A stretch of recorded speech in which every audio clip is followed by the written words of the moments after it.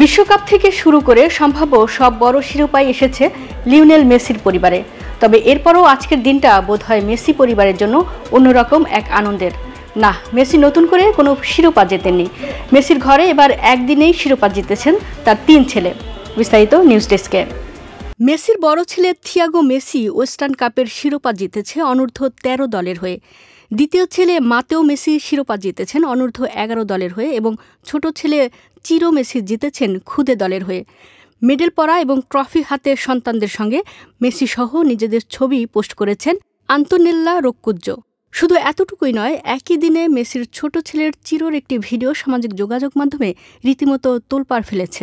সেই ভিডিওতে মেসিকে মনে করিয়ে দেওয়ার মতো একটি গোল করতে দেখা যায় চিরোকে। ভিডিওতে দেখা যায় মাঝ মাঠের কাছাকাছি জায়গা থেকে প্রতিপক্ষের বক্সকে লক্ষ্য করে বল নিয়ে দৌড়াতে শুরু করেছে চিরো। শুরুতে বাধা দিতে আসা প্রতিপক্ষের এক খেলোয়াড়কে ড্রিবল করে পেরিয়ে যায় মেসির ছোট ছেলে।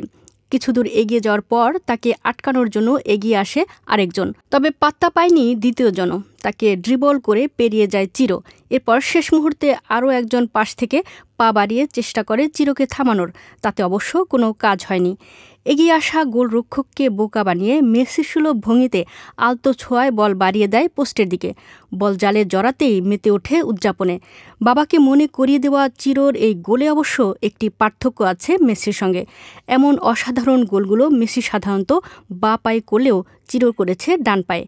কদিন আগে মেসির বড় ছেলে থিয়াগোর 11 গোল করার ভুয়া ফটো কার্ড ভাইরাল হওয়াকে ঘিরে তোলপাড় হয়েছিল সামাজিক যোগাযোগ মাধ্যমে।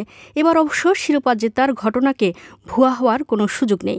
শিরোপা হাতে ছেলেদের মেডেল পরা ছবি যে রোক্কুজ্জো নিজেই পোস্ট করেছেন।